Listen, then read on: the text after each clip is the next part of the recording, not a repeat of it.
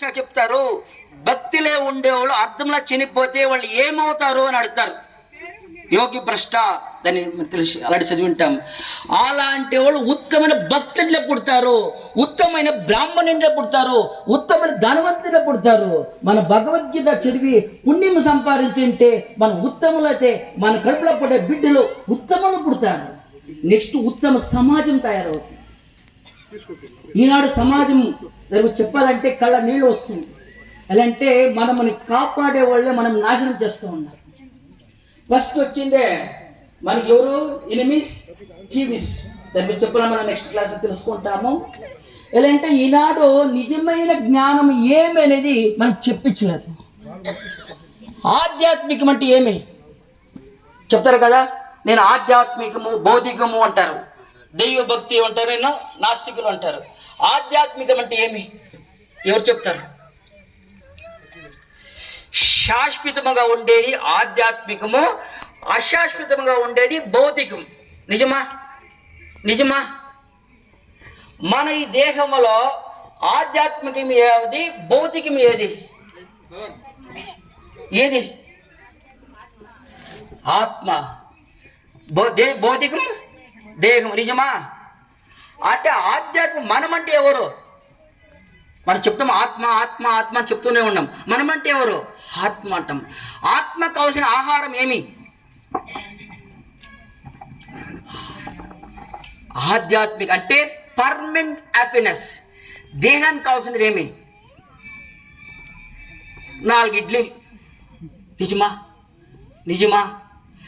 ఈనాడు మన సమాజం, ఈ రాక్షస సమాజం దాని గురించి తెలుసుకుంటాము. బాగా సంపాదించి వయసైండే కాలంలో కూకొని తినాలా అని చెప్తారు. ఏం చెప్తారు?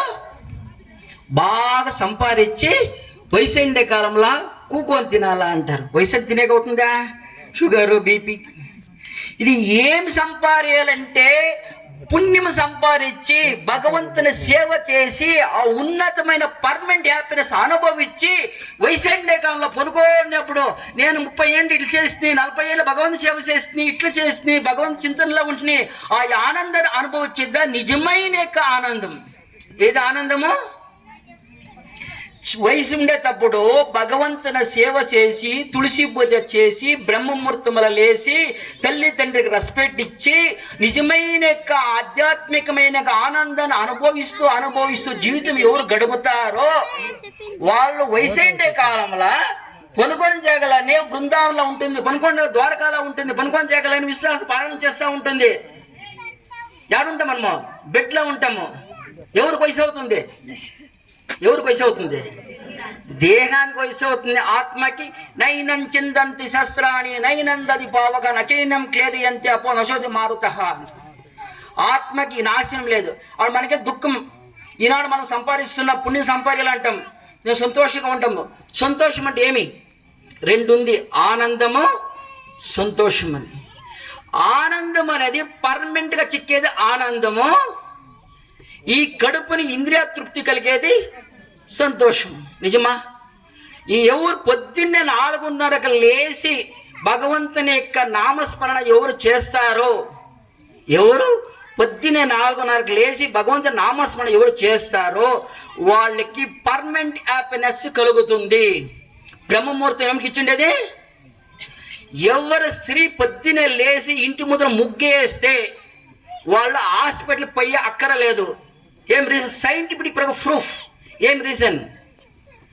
ఎవరు పొద్దున్నే లేచి పేడ ఎత్తుకొని ఇంటి ముందరేసి ముగ్గేస్తే ఓజోన్ క్రియేషన్ ఇంకా బాడీలో హార్మోన్స్ ప్రాబ్లం మీద సాల్వ్ అయ్యి వాళ్ళకి 28 దినాలు ప్రకృతితో, స్త్రీ అంటే ఎవరు? ప్రకృతి. ఆ ప్రకృతికి ఉండి వాళ్ళకి 100 ఏళ్ళు ఆరోగ్యంగా ఉంటారు.